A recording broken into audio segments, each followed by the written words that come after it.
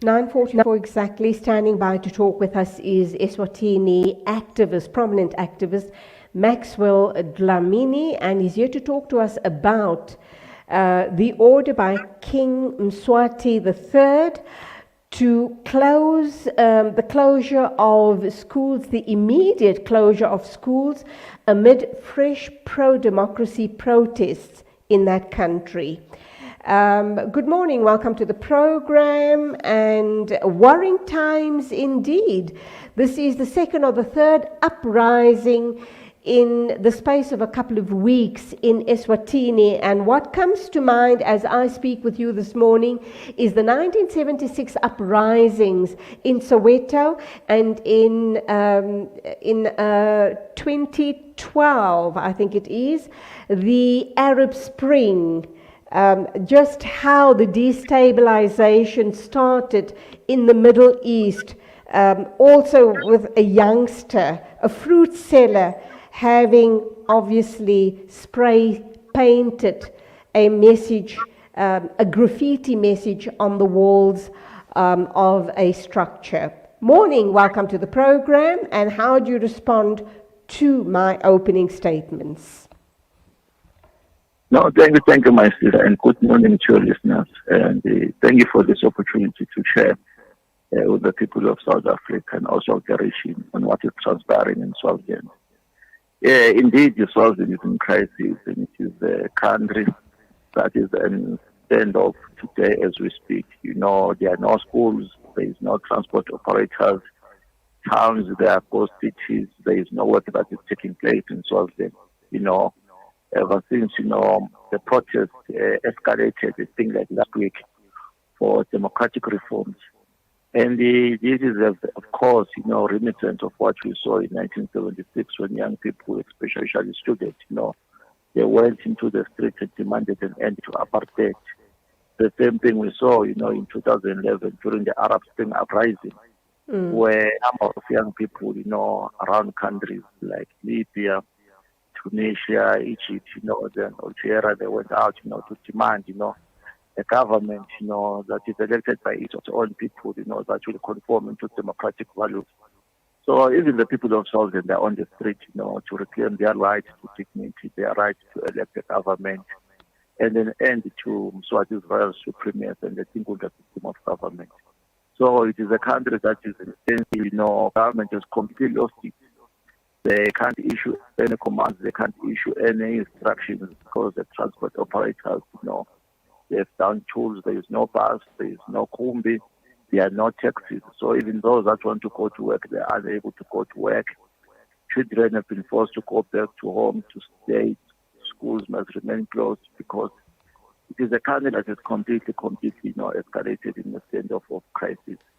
The armed forces, they are overwhelmed, the police and the army, even the army has been forced back into the streets with all boots on the ground, but they are still unable, to shut down, the demands of the people and the determination of the people of South Africa to have their own government, to elect their own democratic government.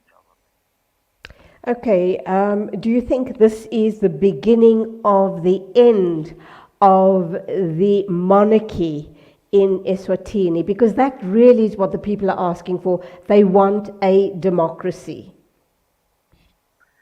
No, definitely. It is a fact. Mswati is falling. Mswati is going. You can only save face now by either coming up into the party to negotiate with the people so that there could be genuine dialogue, that will take the country forward. But the people and the masses of the people of Southern, they've never been this determined, resolute, to sacrifice and to make sure that Mswati's regime is falling, that Mswati is going in the kingdom of Swaziland, and upon his ashes, we build a new democratic society. A revolution is taking place in Swaziland. Maybe people are not able, to follow what is actually happening because it's a small country with a very limited media coverage that is controlled by mostly by the status quo. But a revolution is taking place in Swaziland. As I'm saying, country is completely a ghost town. You go to Manzini, there is nothing that is happening. There are no people, shops are closed. There is starting to be fuel challenges because some of the trucks are unable to come into Swaziland to bring fuel. There's a challenge of food, that no one is able to go to work. Schools are actually closed, so there's no public transport that is operating. But as we speak, the protesters, they are still on the streets. They are still demanding reforms, democratic change in the country.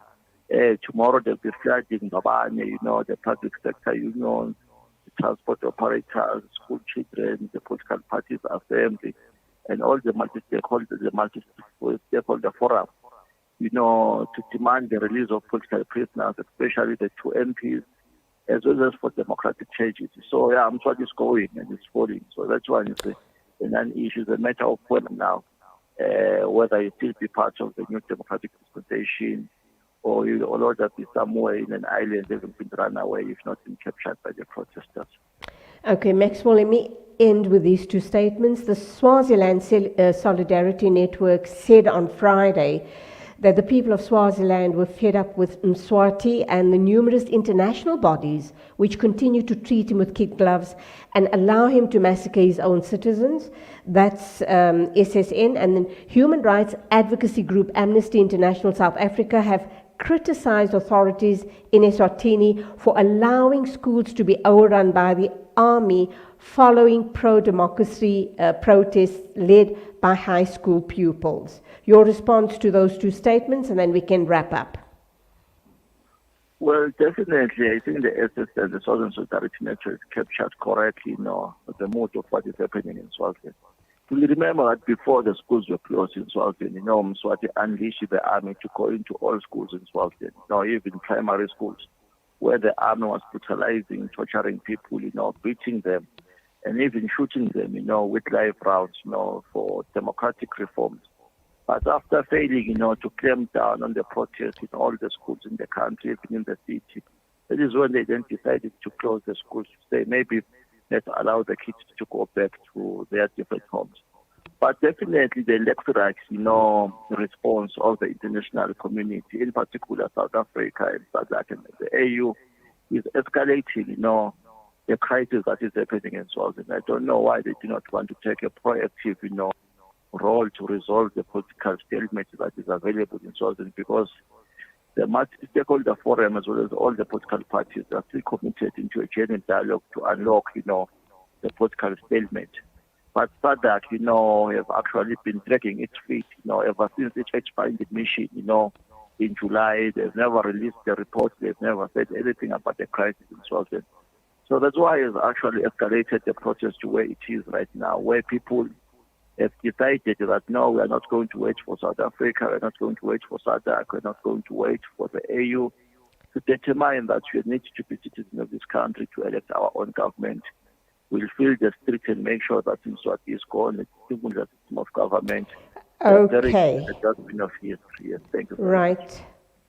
Maxwell, that's where we will have to leave it. Unfortunately, we've run out of time, but thank you for your input onto this very dire situation in eSwatini. Strength to the people and go well. No, thank you very much for this opportunity, and goodbye to your listeners. 9:53 exactly. When we come back, we'll be talking with Dr. Abdul Karim El-Goni about the Sudanese situation. Looking to get your kick?